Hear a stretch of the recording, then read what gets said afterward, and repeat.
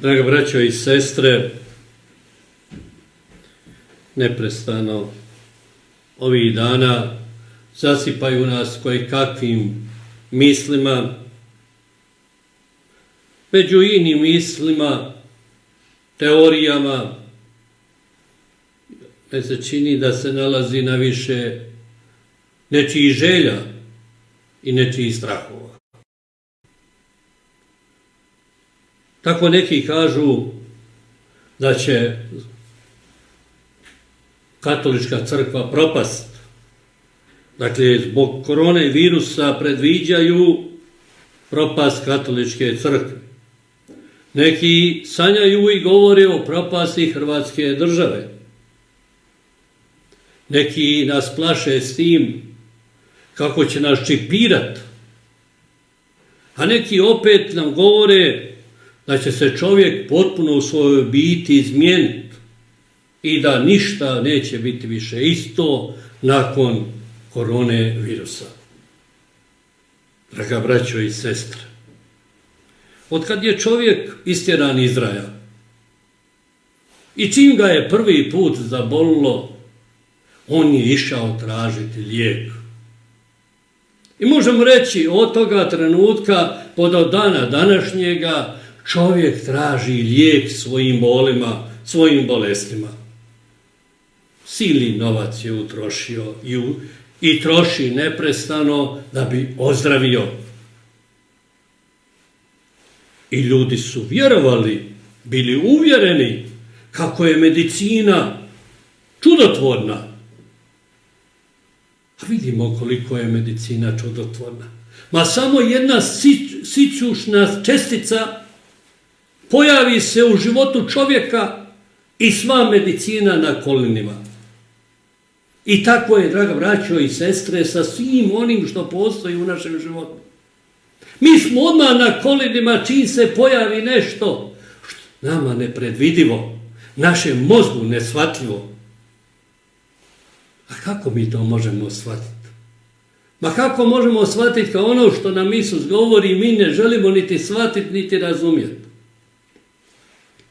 Mislili su, bili su uvjereni da se Isus neće pojaviti u Jeruzalemu jer traže njegovu glavu. A on se pojavio. Što više, javno govorio.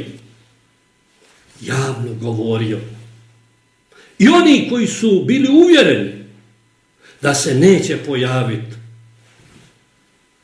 gledali su ga i slušali vlastitim ušima gdje govori ono što se njima ne sviđa.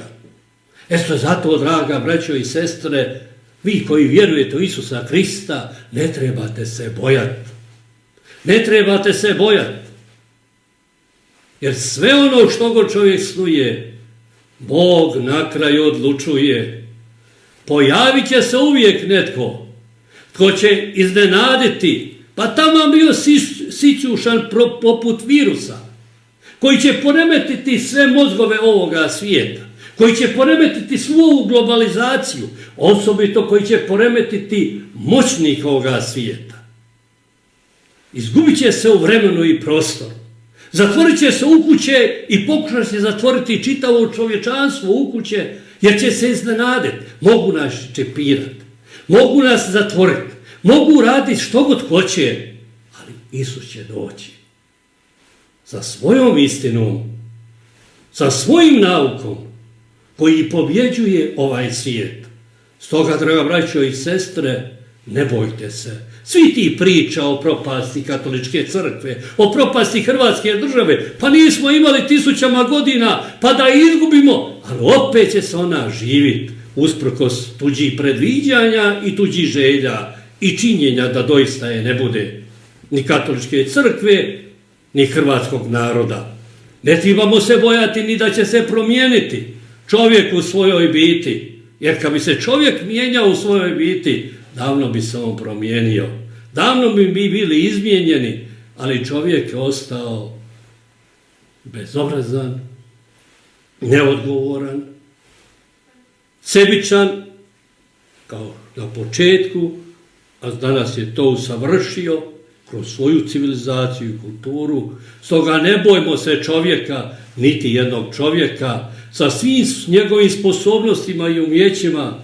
Jedino ne da trebamo se bojati Boga, nego njega ljubiti i nestaće straha od čovjeka. To vam svima želim. Amen.